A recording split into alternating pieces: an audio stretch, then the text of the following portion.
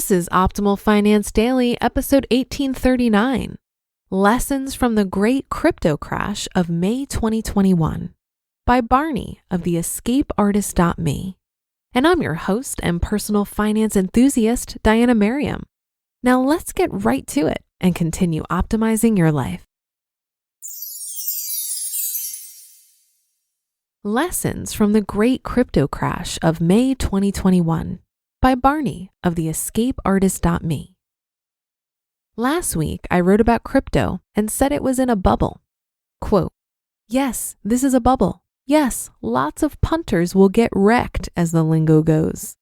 Traders gonna trade, and it's not my job or your job to save them." End quote.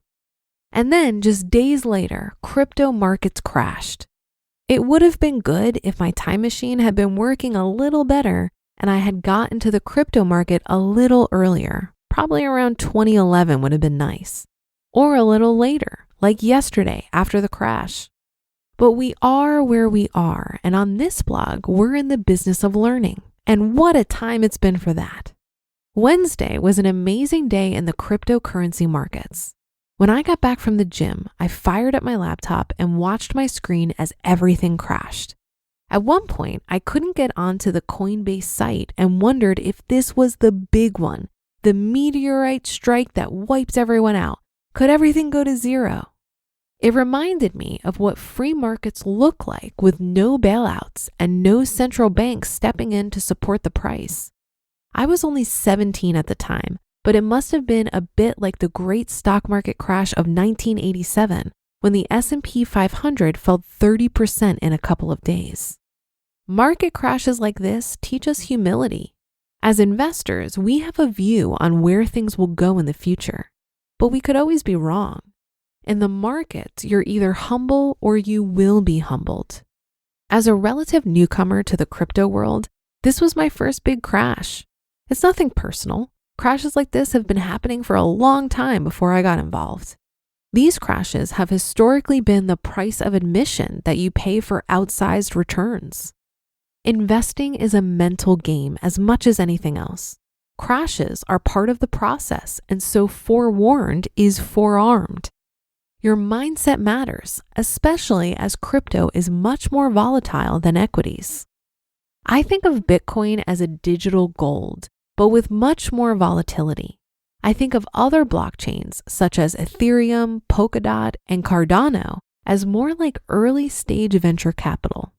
They are fintech projects, software networks that are being built out in real time.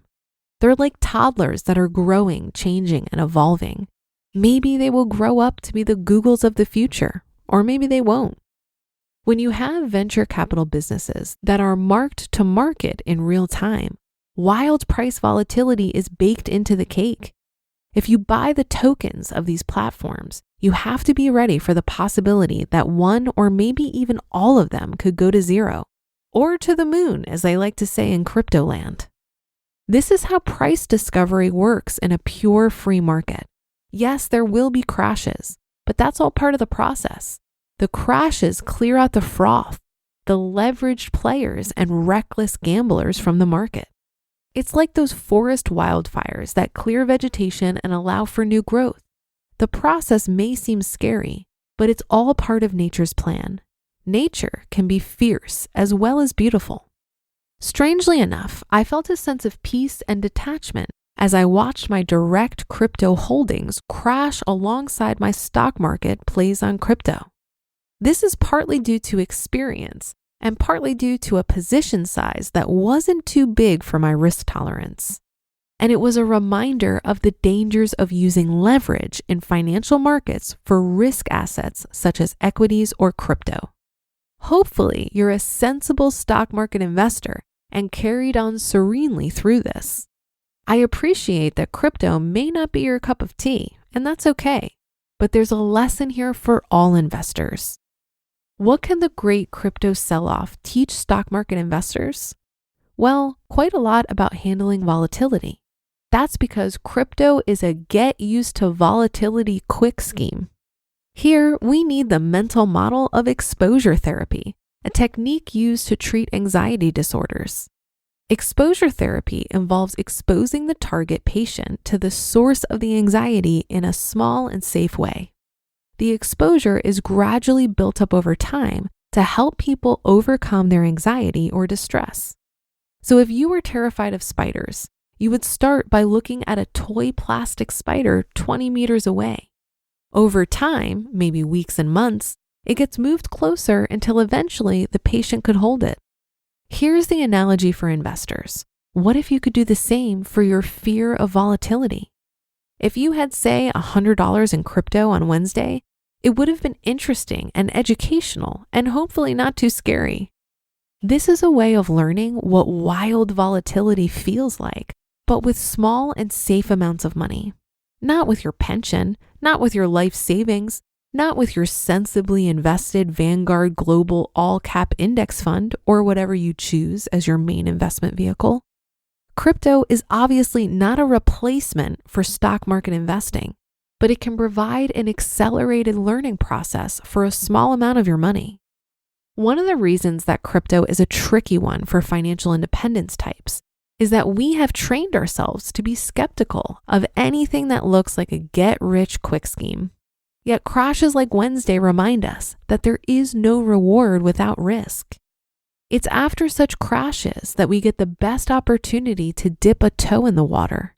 And if not now, then when?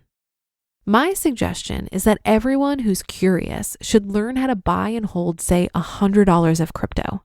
It's like electricity. You don't need to be an electrical engineer to turn on your lights at home. You'll learn something about markets, something about volatility, and maybe something about your tolerance for risk. First things first, you must get out of all expensive consumer debt before you venture into the stock market, let alone crypto. That means repaying all money on credit cards, overdrafts, car loans, leases, and all the rest of the nonsense.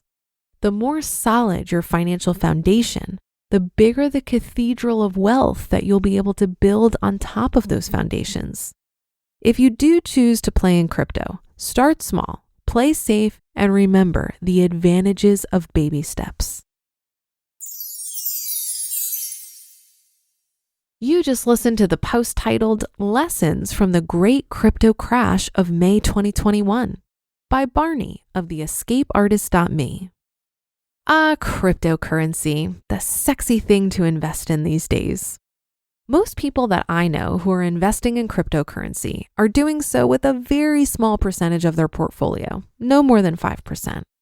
The reason is because it's a highly volatile and speculative investment. I think of it as similar to the dot-com craze in the late 90s. People could clearly see that there was value in the internet, but the potential of this new technology caused investors to pour money into internet companies with no proven business strategy. Some companies like Amazon survived, but many more completely failed. I'm sure there are going to be some cryptocurrencies that stand the test of time, but I don't trust myself to pick the right one, and I'm not willing to take the time and effort to study it. I also don't feel like I'm at a place in my financial journey where I'm open to taking on more risk than I already have. My asset allocation is 100% stocks, and I've taken a considerable amount of risk investing in my own business. I put crypto in the same category as real estate investing. It's a more complex investment that requires much more effort than my current passive approach with low-fee total market index funds. I had a family member call me recently to ask about crypto. They had a plan to invest $100 per week into some coin I've never heard of, and they sounded super excited about the potential to win big on this investment. But the issue is that this person is in their late 30s with a considerable amount of high interest debt and no retirement savings. Getting out of debt and investing in retirement vehicles isn't as sexy as crypto, but it is much more likely to lead to financial freedom. And that should do it for today. Have a happy rest of your day, and I'll see you on the Thursday show tomorrow, where your optimal life awaits.